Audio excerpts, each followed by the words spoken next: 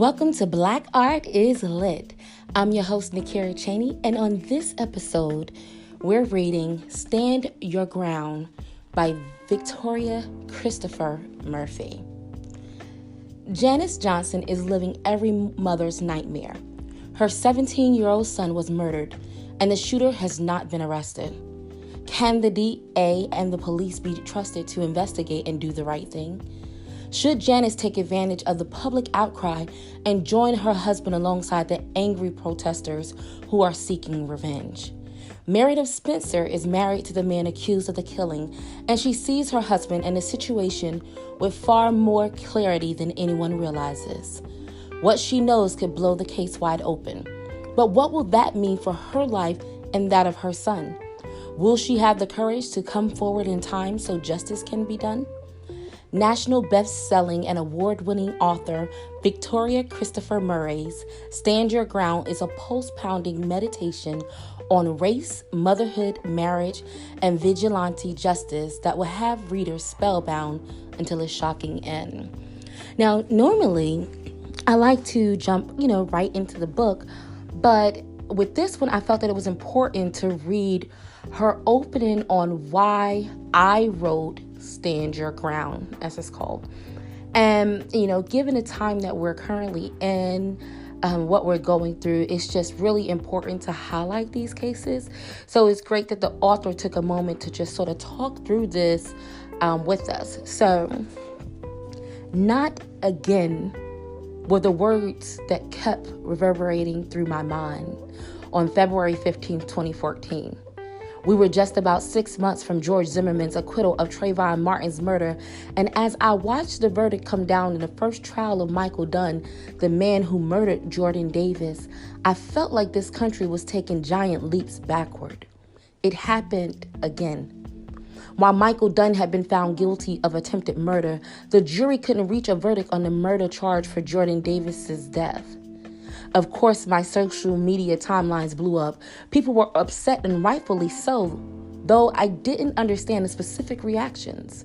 People were attacking the men and women of the jury, and then there were those who were once again calling for America to boycott one of its own states.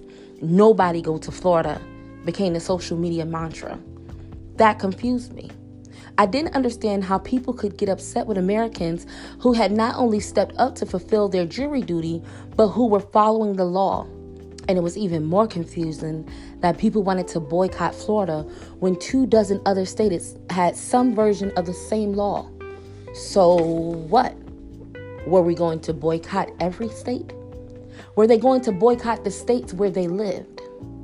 I couldn't make sense out of what I thought was nonsense. I couldn't understand why people were attacking juries and attacking states and not going after the real culprit. Why not make this a political rallying cry?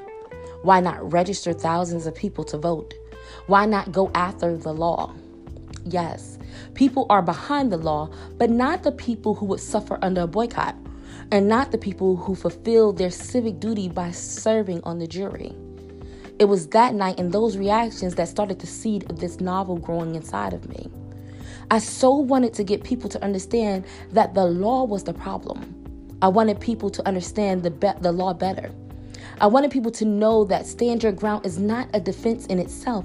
It is part of self-defense. And though I had never been through anything like this myself, I wanted people to really think about the families in these situations. Maybe all of that will get us to finally stand our ground. Stand up and do something. Do something that would matter. Do something that would count. And while this idea began to brew inside of me, one of my friends on Facebook said, "Victoria, you should write a book about this."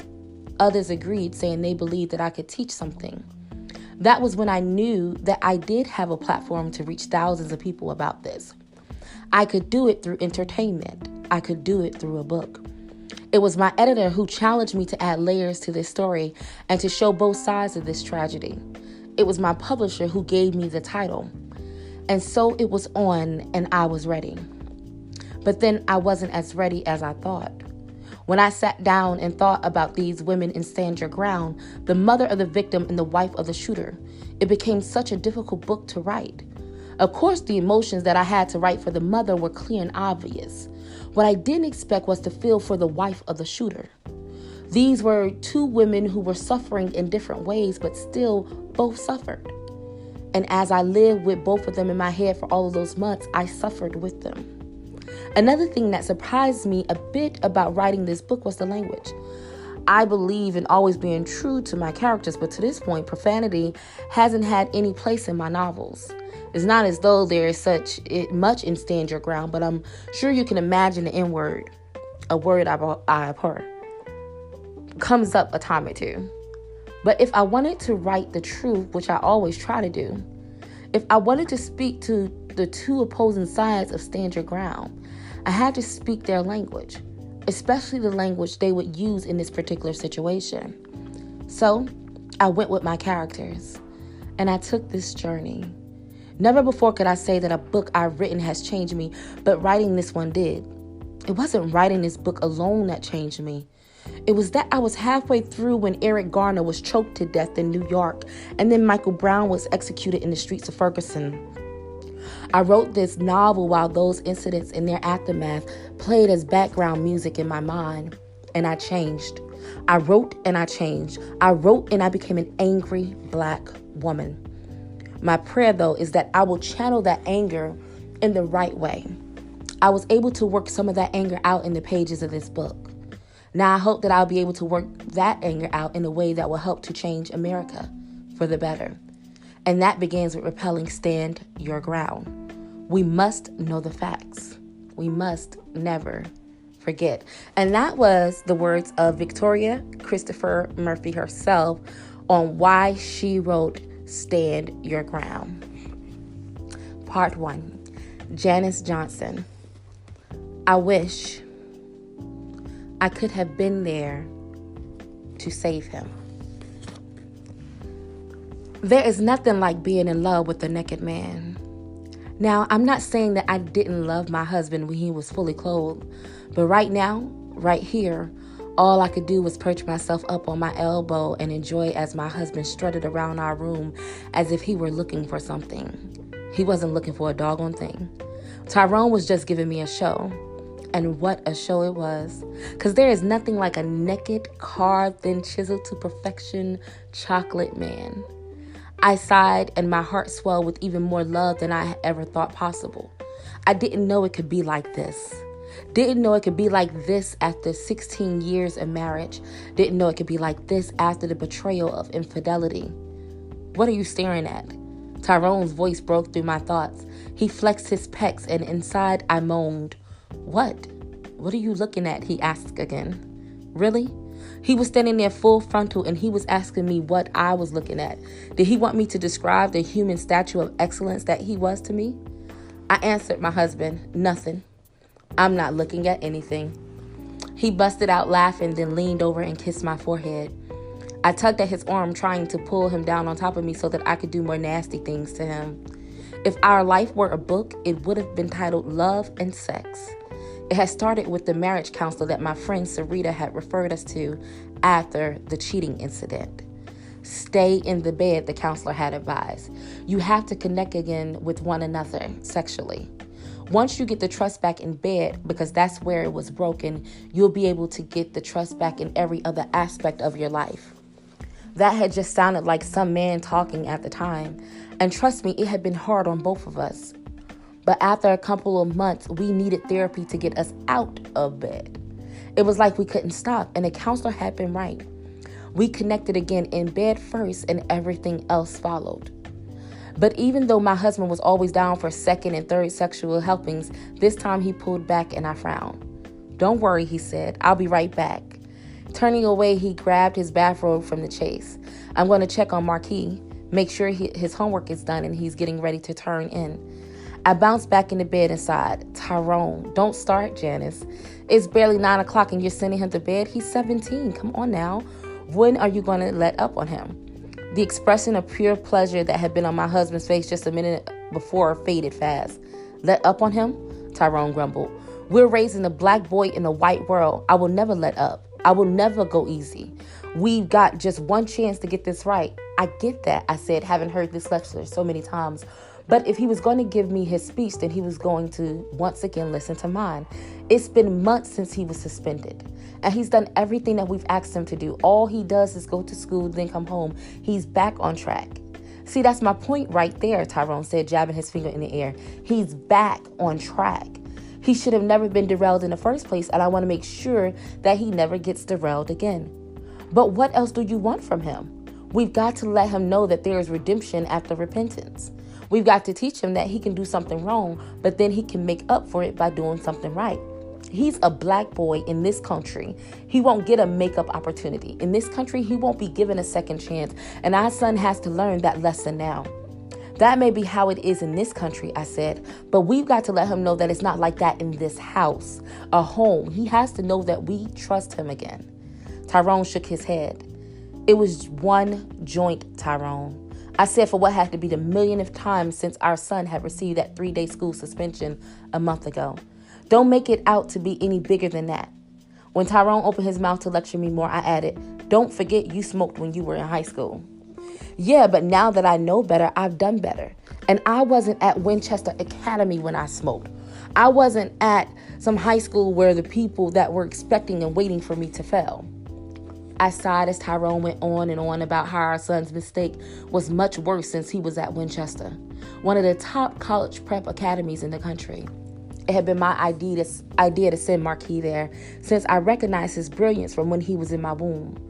Seriously, though, our son was smart, and I wanted my only child to have the best opportunities, to give him a future that I could have never imagined for myself when I was growing up motherless, fatherless, oftentimes feeling homeless as I was shuffled from one foster home to the next. You know I'm right, Janice. Tyrone broke through my thoughts. Those white folks don't want him there, and he goes around acting a fool. He was acting like a 17-year-old. I held up my hand before Tyrone could pounce on my words, and yes, he was wrong, I continued. But he's learned his lesson, and all I want you to see is that Marquis is a good kid. A really good kid who's going to do great things in life. I know he has potential, but if he's going to be great, he has to understand that he can't get caught up. He has to do everything right. Everything right? Really? It took all that was inside of me not to shake my head and roll my eyes at this man. Sometimes Tyrone spoke as if he were the only parent with dreams for our son, but I wanted the same, perhaps even more for Marquis. While Tyrone focused on his academics, accepting nothing less than straight A's, I focused on the fullness of the life that I prayed Marquis would have. I wanted him to be well educated but happy with a wife and plenty of children who called me grandma. I wanted to see him growing up doing the things he loved, playing the saxophone and piano, writing poetry, and participating in amateur golf tournaments. But none of that extracurricular activity mattered to Tyrone. He was a strict disciplinarian who walked a straight military line. I understood structure and parental control. It was just that sometimes Tyrone was so strict, even I felt stifled. I am letting up a little bit, Tyrone said as if he heard my thoughts. I let him go out tonight, didn't I? I couldn't help it. I laughed. You let him go to the library. Tyrone grinned with me. I let him go to the library with Heather, he said, referring to our son's girlfriend. While those words made Tyrone smile, the thought made me want to shout. And I wasn't talking about shouting hallelujah. This discussion was going fine. Why did Tyrone even have to bring up Marquis' girlfriend? His white girlfriend. She was the only thing that made me regret busting my butt working those extra shifts at the post office so that we could send Marquis to Winchester. I guess you don't have nothing to say now, huh? Tyrone chuckled. My husband was torturing me, and he knew it. He knew how I felt about Marquis bringing that girl home when there were all these beautiful black girls that he knew from growing up in church, and even a few at Winchester. Every day I brought up a new name to him, but Marquis could not be moved. I have no idea where I went wrong, but sometime after Marquis became a teenager, he suddenly and only had eyes for girls who looked like Snow White. It sickened me. Though his son's preference for girls with blonde hair and blue eyes didn't seem to bother Tyrone, I didn't get that. My husband was always talking about white people this and white people that and how he lived in this country, but he was not of this country. Well, why didn't he have an issue with his son dating a white girl? Okay, I won't tell him that he has to turn in, Tyrone said, saving me from myself. because thoughts of Heather were getting me riled up. Now that Tyrone had mentioned Heather, I was beginning to think that maybe we should keep Marquis on lockdown and away from that white girl until he left for college in the fall. Thank you, I said to Tyrone. But I'm still going to talk to him. Make sure that he has his head on straight since I did let him go out earlier. And I'm going to talk to him about the suspension. This time I did roll my eyes. Make sure he understands the seriousness of it. He does. Make sure he knows it could have messed with his scholarship to UPenn. He knows. Make sure he understands why he won't be valedictorian now, even though he earned it. He understands. Well, if you can guarantee that he knows all of that, then he's off lockdown. Tyrone shook his head.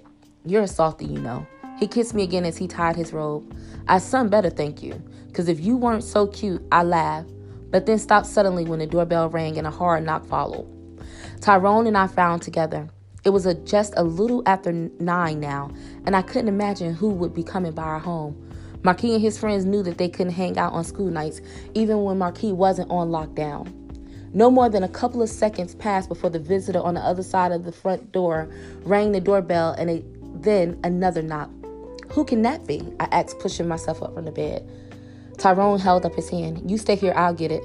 But before my husband could make it to the top of the staircase, I had wrapped myself inside my robe and stepped into the hallway.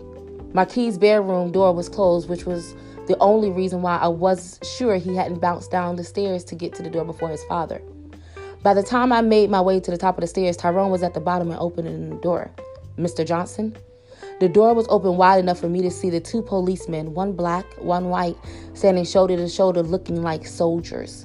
Yes, my husband said, his voice 2 octaves deeper now, the way it always dropped when he stood in front of men wearing uniforms. May we come in? The black one asked.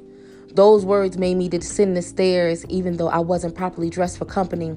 Not that 2 policemen showing up in the middle of the night could ever be called welcome visitors. What's this about? My husband asked the question for both of us.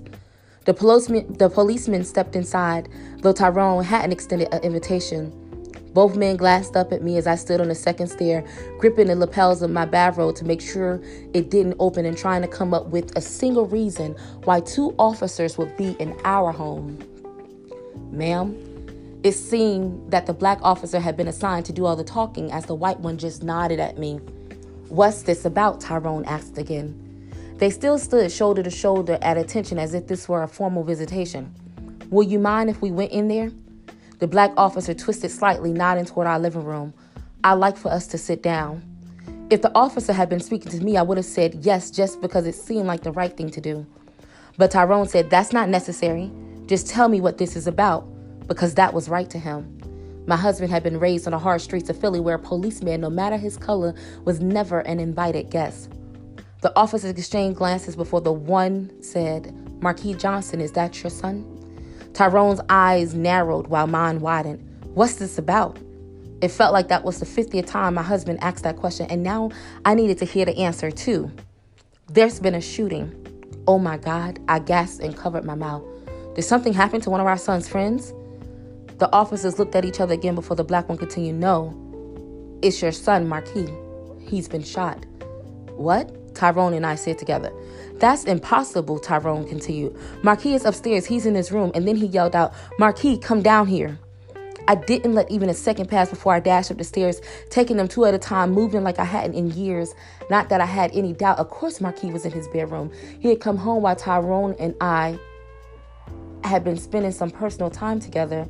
I mean, he hadn't come into our bedroom, but he never did when we had the door closed. Tonight, he'd been home by 8, 9 at the latest. I was sure of that. Since Marquis had become a teenager, I never entered his room without knocking. But tonight, I busted in, and then I stood there in the dark. I stood there staring at the blackness, though there was enough light from the hallway for me to see that Marquis wasn't sitting at his desk. He wasn't lying on his bed. He wasn't here. Marquis, I called out anyway, then rushed back into the hall and headed to the bathroom. Marquis? Just like with his bedroom, I busted into the bathroom and stared at the empty space. It was only then that I felt my heart pounding, though I'm sure the assault on my chest began the moment the policeman had told that lie that my son had been shot. Marquis, I called out as I jerked back the shower curtain that revealed an empty tub. Marquis, I shouted as I now searched our guest bedroom. No one, nothing there. I returned to his bedroom, turned on his light, then swung open the door to his closet before I crouched down and searched under his bed. "Marquis," I screamed as I went into my bedroom, wondering why my son was playing this game of hide and seek, something we hadn't done since he was 4. When he finally came out of hiding, he was going to have to deal with me. I rushed back into the hallway and bumped right into Tyrone. "He's not up here," I said to my husband as he grasped my arms. "He's downstairs somewhere. Did you check the kitchen?" "Wait." I know, I continued without letting my husband speak. "He's in the family room. I know you said he couldn't watch the TV in there, but you were about to take him off lockdown anyway, and you know that, Marquis." "Janice." Tyrone shook me a little. I looked up into Tyrone's eyes, which were glassy with tears. "What?" I frowned. "You don't believe those policemen, do you?" He nodded at the same time that I shook my head. "No, they're lying." "They're not lying," Tyrone said softly. "They showed me a picture just to make sure." Now I whipped my head from side to side because I didn't want to hear anything else from Tyrone. I couldn't believe that he would accept the word of these 2 men in blue. Wasn't he the one that always said that you couldn't trust the police? Well, if he wasn't going to look for our son, I was. "Marquis," I screamed. Tyrone still nodded, and now a single tear dripped from his eye. "Janice, listen to me." For a moment, I tried to remember the last time my husband had cried, and I couldn't think of a single time. "Janice," he repeated my name. "No. Marquis is gone. No.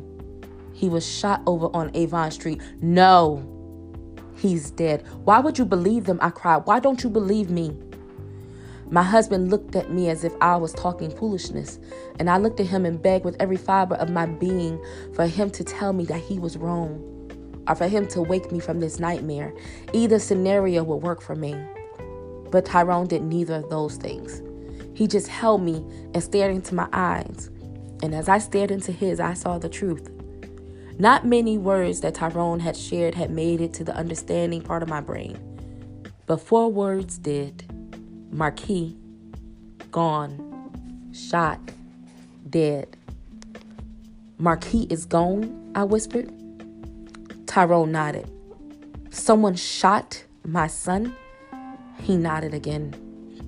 "And now he's dead?" This time, Tyrone didn't nod. He just pulled me close, so close that I could feel the hammering of his heart. But though there were a few times when I didn't want to be held by my husband, I didn't want him to hold me now. I didn't want him to comfort me. Because what if Tyrone and these men were saying were true? I didn't want to be in my husband's arms. If everything they said about my son was the truth, then all I wanted was to be dead, too. Death. I couldn't get that word out of my head. Death. Even though I kept trying to. Death. I had to stop thinking about it, because if I didn't, the whole world would have to end. "Okay, Mr. and Miss Johnson," the officer said as he opened the door. "If you can have a seat in here, I'll be right back." "Please, I need to know about my son," I said. They had already kept us waiting in the front of the police station, had us sitting there like we were in the reception area of a doctor's office or something, and now they were herding us back to some room just to leave us to wait some more. But our waiting didn't seem to be any kind of a concern to the officer. He looked at me with eyes that didn't seem happy about having to explain himself again. "I need to get the detective, and we'll be right back." "But when will I see my son?" I asked right before he closed the door. Turning around, I moved further into the room and imagined this had to be how it felt to be confined in a prison cell. This room was that small and that cold. A rectangular table consumed most of the space, which was lit only by a single bulb hanging loosely from the ceiling. There was a window, a small one, but no light came from the outside. There was only darkness. Edging toward the table, I took in the glass on the opposite wall, and I wondered if the police were behind that mirror, like on TV, watching me. Though I wasn't sure what they expected to see, I was just another mother about to die from grief. I wanted to stand, but there was this blackened cloud that hung over me, making me weary. So I sat on the wooden chair that felt harder than it probably was. But I sat on the edge, ready to jump with joy when the police came back and told me this had all been a mistake. It wasn't until Tyrone took my hand and squeezed it that I even remembered he was with me. And if I'd had the strength, I would have thanked him. He hadn't left my side since we had heard this news, 1, 2, 3 hours ago?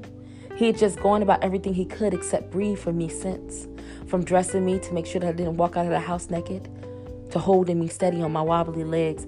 It was because of Tyrone that my heart was still beating. He didn't know it.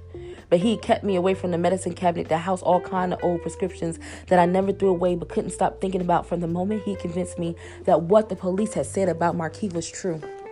What are the police doing? I asked Tyrone. But I didn't let enough time pass for him to answer. What do they have us locked in here? And won't they let me see Marquis? He held my hand tighter as if that gesture was part of an answer. They want to talk to us first, get some answers. What kind of answers can I give them? I'm the one with all the questions. I know, my husband said, but let's be patient. That was when I knew for sure that the world had turned on its axis. My husband was calling for patience with the police. For the first time, I realized that he was in shock too. Tyrone kept on. They have to talk to us now because if they let us see Marquis first, he didn't have to finish. Talk first because after seeing Marquis, not only will I no longer be able to speak, I doubted if I'd even be able to breathe. I moved to stand, but before I could get out of my seat, the door opened and in marched the white officer who had come to our home, and with him this time was a different black man. This one wasn't wearing a uniform. It was the one I hadn't seen before who said, "Mr. and Mrs. Johnson, I'm Detective Ferguson. I'm really sorry for your loss." "Thank you," Tyrone said, though I didn't say a word. For me, for my heart, it wasn't official yet that I lost anything. "We just want to ask you a few questions." "I understand," Tyrone said, "but the thing is my wife and I have questions too." My husband continued in a soft voice that I never heard come out of him before. "What happened to our son?" "All we know is that he was shot dead." The men exchanged a glance before the one named Ferguson nodded to the other. The other officer said, "Yes, but I think if we get some questions answered, we'll be able to fill in a lot of the blanks. Just a few questions." Tyrone nodded his cooperation. I didn't move a single muscle. The officer said, "Do you have any idea why your son was over on Avon in Haverford?" Tyrone said he was probably heading home after dropping his girlfriend off. She lives somewhere over in that area, I think. The officers looked at each other before the one who had been doing all the speaking asked, "Girlfriend?" Tyrone nodded. "Wait, was she with him? Is she all right?" The officer asked, "What's her name?" "Heather," and then Tyrone stopped. He liked Marquis' girlfriend so much, but he didn't even know her last name. I answered, "Nelson, Heather Nelson," because I didn't like her, so I knew everything about her. "And Heather lives in that neighborhood?" "Yes, but is she all right? Was she with Marquis?" My husband asked again. "She's fine. She was with him. We only asked because we wanted to make sure that we were talking about the same young lady." "Oh my God," I pressed my hand against my chest. "She was with him when this happened? Then I need to talk to her." "We talked to her, ma'am, and that's why we needed to talk to you. Your son, is he a member of a gang?" "What?" "No," Tyrone said at the same time. And then the way my husband's shoulders rose up, I could see that the patient he had told me to have wasn't a part of him anymore. "And why would you ask us that?" he asked, his voice once again strong, once again 2 octaves deeper. "You need to answer that question and a whole lot more for me. What happened to my son?" They had mistaken my grieving and shocked husband for a passive black man. But the way he sat now, leaning forward with his arms flat on the table and his eyes giving them a stare that could have sharpened stone, the policeman decided to answer. "The reason we're questioning you is because we don't know exactly what happened and we're trying to put it all together." "Well, then tell me the part that you do know," my husband said, as if he was the one in charge now. There was a brief moment of silence as the men glanced at me, then back at my husband. "It seems your son was in the car with his girlfriend, and they were approached by someone." The one who'd been doing all the talking said. "A gang member?" Tyrone asked. Then before the police could answer, he added, "I don't care what that other boy told you. My son was not in a gang." Another glance exchanged, and then, "Well, that's why we're asking you these questions. So do you have the shooter in custody? Do you have the boy who murdered my son?" "We're still trying to gather information," he said, his voice as steady as a weatherman's. "So are you going to tell me the name of the punk who killed my boy?" "We don't want to tell you something and then later find out we were wrong." "Well, right now you're not telling me anything." Tyrone's volume rose. The officer kept his voice level as he said, "We're telling you what we know, and we're trying to gather everything so that we can give you a full account." "How are you gathering information from us when we weren't there?" I asked. You know things about your son, like whether or not he was in a gang, Tyrone spat. The officer nodded as if he were now the one with patience. We had to ask that, because that's the first thing you think of when you see two black boys, right? My husband said, his tone accusing them. Well, I don't know about that other boy, but our son wasn't in a gang. The officer glanced at the detective, but the white officer was the one who kept speaking. We had to ask, just like we have to ask, did your son carry a firearm? Tyrone slammed his fist on the table, startling me and making both officers jump, though only the white one raised his arm as if he was reaching for his gun. Just as quickly, I placed my hand on Tyrone's arm, feeling the bulge of his biceps. My husband was ready to punch these men out, but since I just lost one half of the reason why my heart beat every day, I had to do everything that I could to keep the other half with me. So I kept my hand on him, and just like I always did, I calmed him down by my touch alone. Mr. Johnson.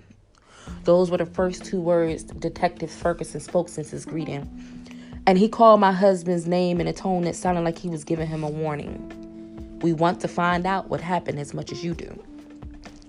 A couple of long moments and hard stares passed between the two black men before Tyrone finally sat back and held up his hands.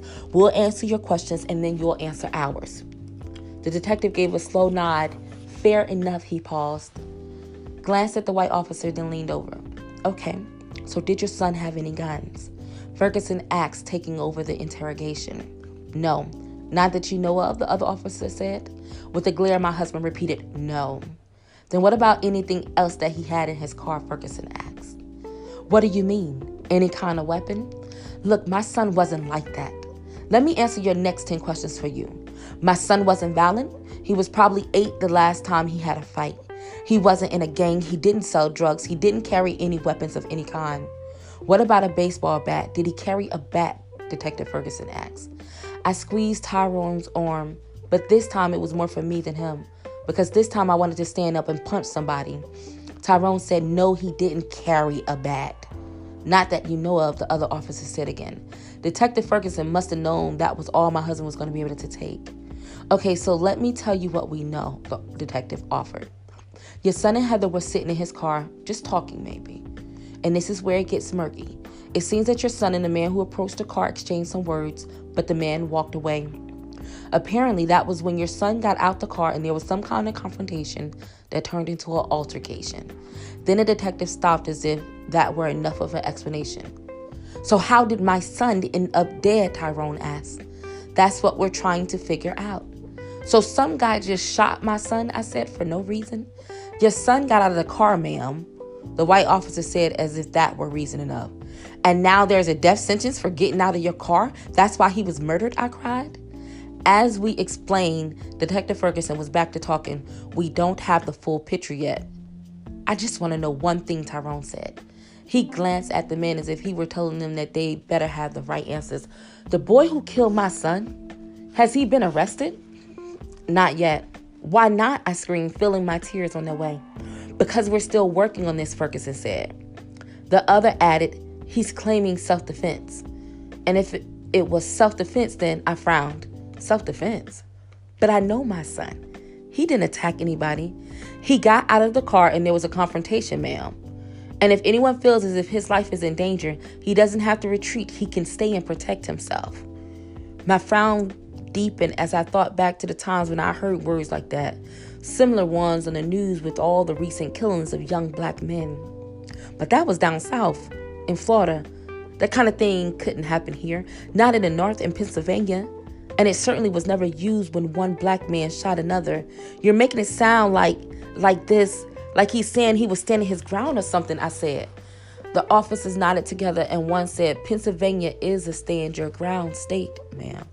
But I thought that was just in Florida. I was doing all the talking now. No, it's not. I wanted to burst into tears right then. I didn't know much about self-defense and stand your ground, except that everyone who used it in court seemed to get away with murder. Did this mean that the boy who shot my son was going to walk too? And that's just what I asked the officer. He shrugged.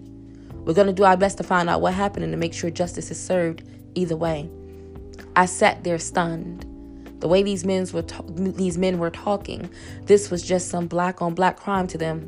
They weren't given any indication that they would put much effort into this case. There was nothing else for me to say, But that was all right because I knew Tyrone would take over from now. And this time, I wasn't even going to try to hold him back. I didn't care if he started flipping tables or punching walls. Tyrone would demand justice, and by the time my husband finished, these officers would run out of here and arrest whoever had taken the light out of our lives. I watched and I waited. Then Tyrone finally opened his mouth. But the only thing he said was, "When can I see my son?"